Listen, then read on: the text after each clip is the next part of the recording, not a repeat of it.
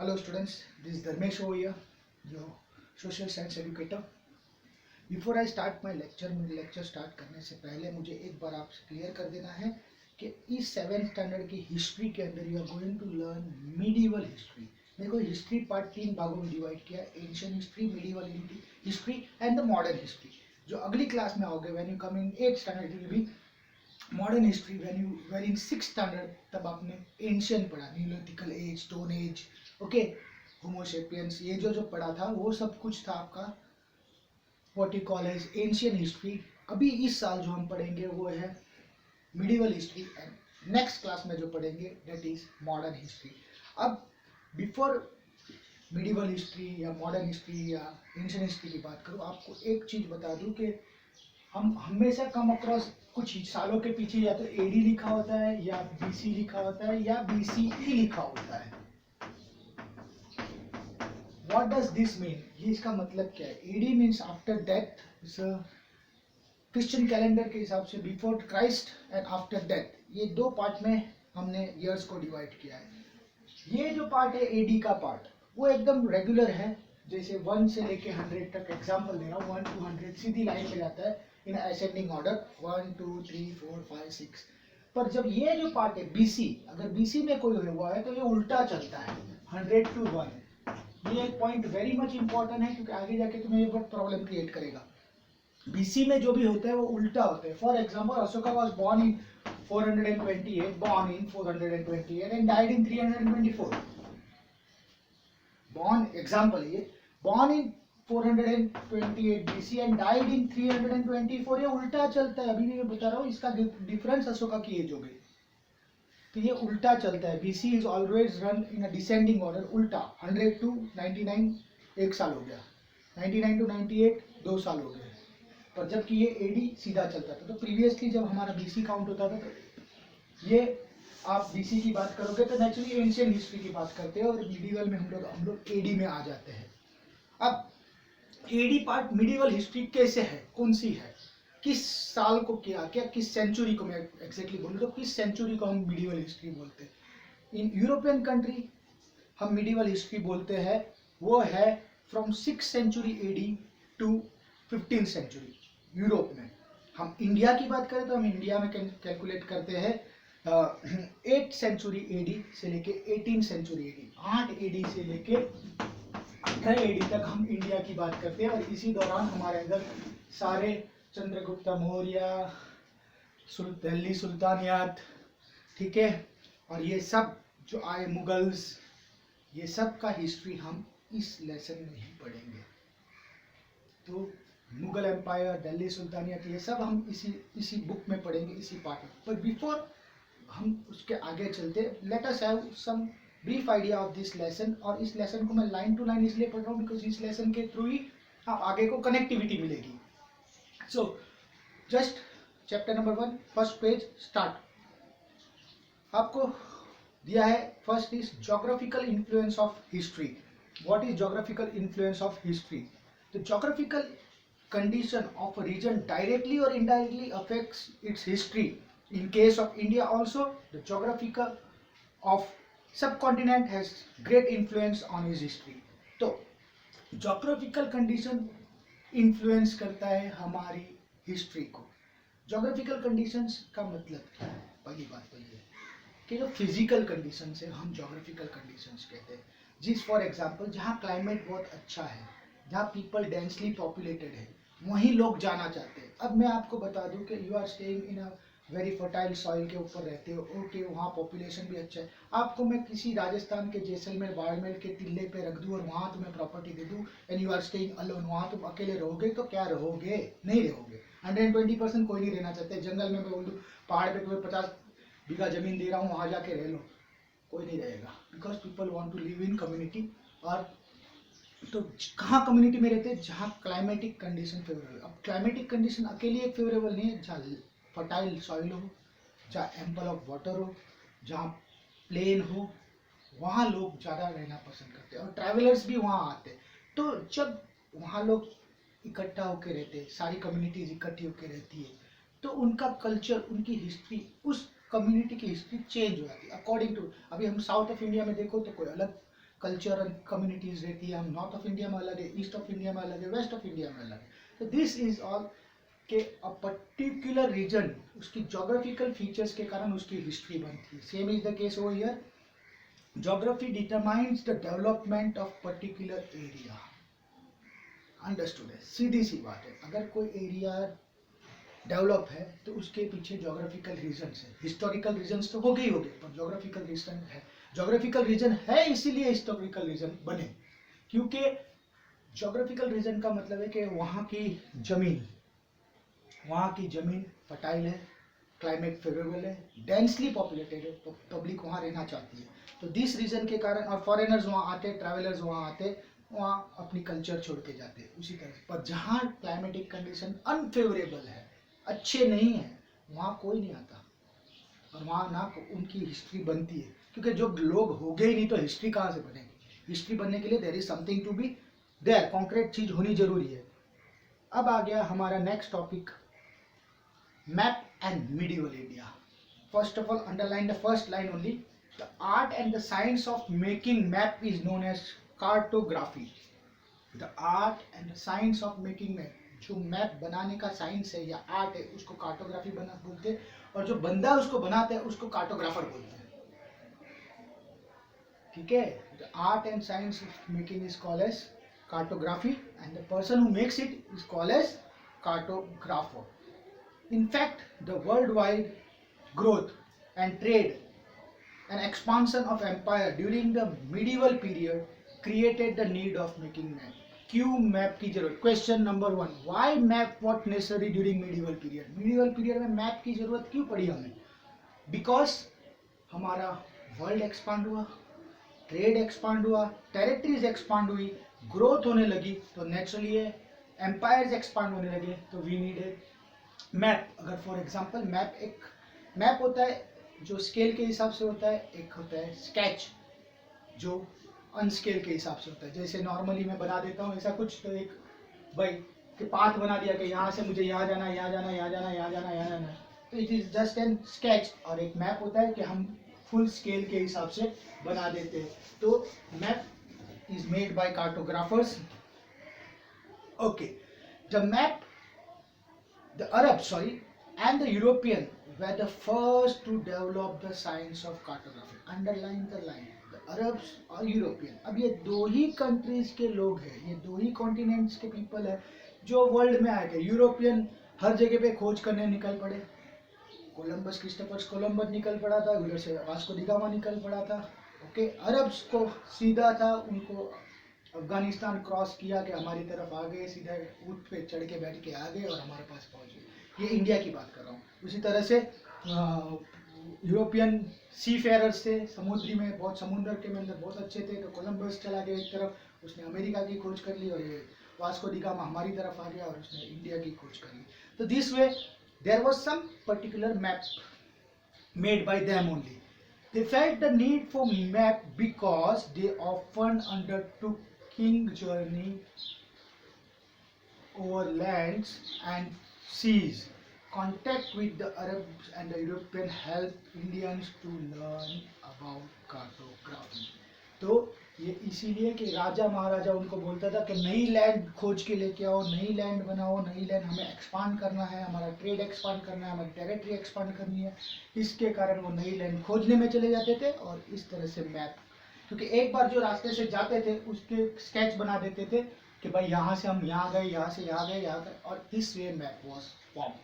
तो ये मैप और इंडिया की खोज भी उसी तरह से हुई थी. एन अरब जोग्राफर मतलब person who study geography, al Idrisi made a world map in 1154. Underline कर लो.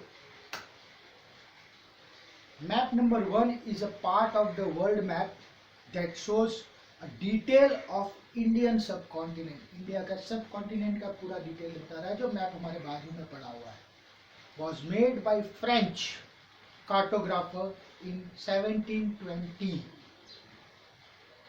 That is nearly 60 years after the map 1.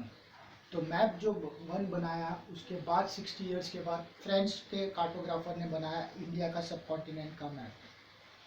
Norway of Guillaume de Lisle, although both the maps shows the same area, that is Indian subcontinent, they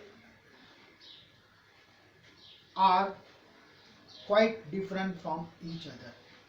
देखो अब दो बंदे ने map बनाया, दोनों ने Indian सब कॉन्टिनेंट का मैप बनाया, पर दोनों का मैप के एरियाज क्वाइट डिफरेंट दिखाया गया है। क्यों? बिकॉज मैप नंबर 1 जो है shows the southern India and the Sri Lanka on the top, that is it refers to North India as South India, while the case number map 2 here South India and Sri Lanka are given at the bottom। दोनों में उल्टा हो गया है, जो श्रीलंका और south India उसमें ऊपर की तरफ दिखा है, इसमें नीचे की तरफ दिखा है। मतलब अगर एक नॉर्मल आज का मैप पकड़ लो, उसको अगर शीशे में देख लो उल्टा करके, उल्टा हो जाता है ऐसा, बस अपसाइड डाउन करना है, तो उस तरह से दोनों का मैप था। Next, in map 1 the names of the places are marked in Arabic, some well known names are spelled differently, while at the same time of formation map 2 information about the subcontinent had changed considerably। map 2 is more familiar to us। तो map 1 जो था उसमें names जो थे, दोनों map एक ही time पे बनाए अराउंड 60 इयर्स के गैप में, पर दोनों मैप में नेम्स अलग अलग थे, तो हम मैप 2 को ज़्यादा फेमिलियर मानते हैं, मैप 2 को हम ज़्यादा कंसीडर करते हैं। तो we are going to go with the map 2। thus we find that cartographer in these two periods different from each other। that is why while studying documents, maps and texts from the past, historians take into account the context in which a particular information was produced। तो हम जब historians पढ़ाई करते हैं, study करते हैं about the particular reason, तो सारा कुछ देखते हैं कि किस हालत में, कौन सी हालत में, किस वे से ये चीज़ बनी हुई है, and they go to the detail of everything. Now new words and old terminologies. Historian record exist in many languages, but we observe these languages have been changed over a period। For example, medieval Persian is very different from modern Persian। ऐसा ही बात है, अब medieval Persian is different from modern Persian। पुरानी English की बात करो, नई English की बात करो, तो भी बहुत ज़्यादा डिफरेंस है। फॉर एग्जाम्पल अगर हम बात करें, शेक्सपियर ने जब इंग्लिश लिखी थी तो वो धाई, दी, दो ये वर्ड्स इस्तेमाल करता था। आपने कई शेक्सपियर की कोई अगर पुरानी पोएम पढ़ी हो तो उसमें दो ये वर्ड होते थे, दो, दी, हैंड्स, ये सब वर्ड होते थे। अब ये वर्ड्स अब स्क्रैप हो गए, खत्म हो गए। तो मॉडर्न और मिडिवल के इंग्लिश प्रशियंस में भी there was a difference. Same way this changes have occurred not only in respect to grammar and vocabulary but in the meaning of the word also। For example, the meaning of term Hindustan has changed over the centuries in many ways। तो बोलते हैं कि चलो time और उसके हिसाब से change करते हैं, ओके वेरी गुड है, कोई प्रॉब्लम नहीं है, बट उनके मीनिंग में भी चेंज हो जाता है। जैसे हमारा एक वर्ड दिया गया था हिंदुस्तान, इसको किस तरह से चेंज किया, हिंदुस्तान का मतलब चेंज हो गया अलग अलग जगह पे से। Second, in 13th century AD, in 13th century AD, Minhas al-Siraj, a Persian writer and historian, meant Hindustan, the area of Punjab, Haryana and the land between Ganga and the Yamuna।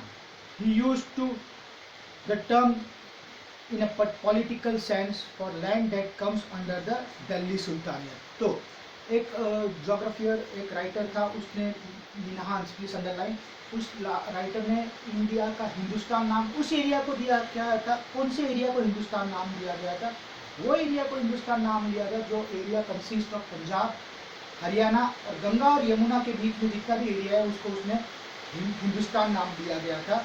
And political sense में उसको हम बोले तो दिल्ली सुल्तानियत का जो राज, अभी हम आगे पढ़ेंगे दिल्ली सुल्तानियत, तो दिल्ली सुल्तानियत का जो राज है उस एरिया को हमने हिंदुस्तान नाम दिया था।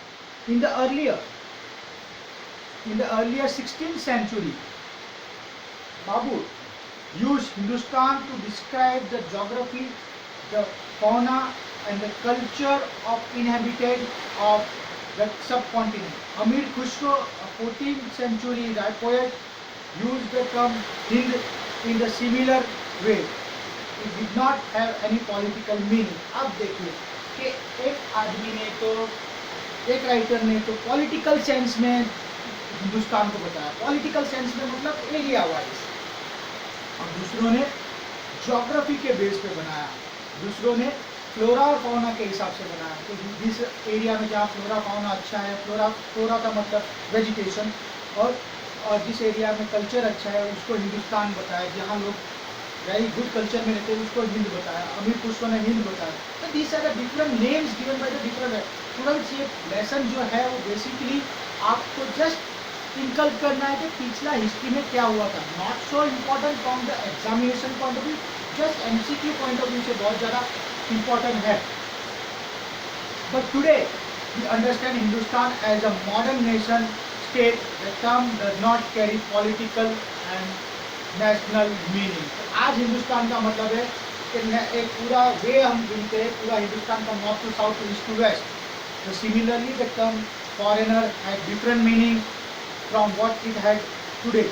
It is used today for someone who is not an Indian, but in medieval period it was used, foreigner meant a stranger who was not associated with the village or a town dwelling.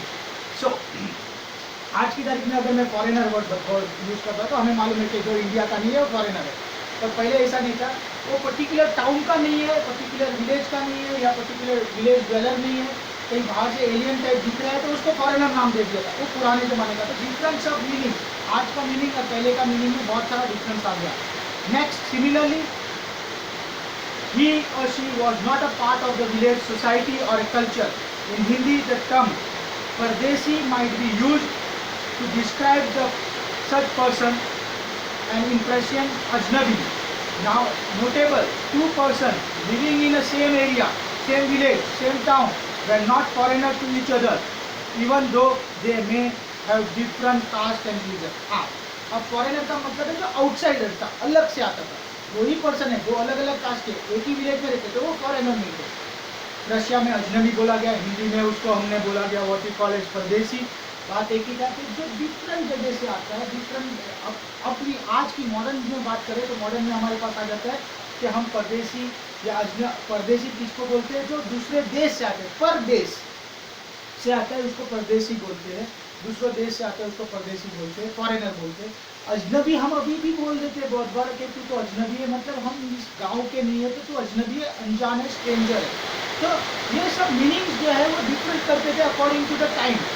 अभी का time में कोई different meaning है, पहले के time में कोई different meaning था। This is what they are telling that historians ने जो हमारा लेआउट निकाला उसमें हमने खाली टर्म्स, ओल्ड टर्म क्या थी, नई टर्म क्या हो गई, how map was made, map बनाने की जरूरत की पड़ी। This is the only concept of the first part of the lesson.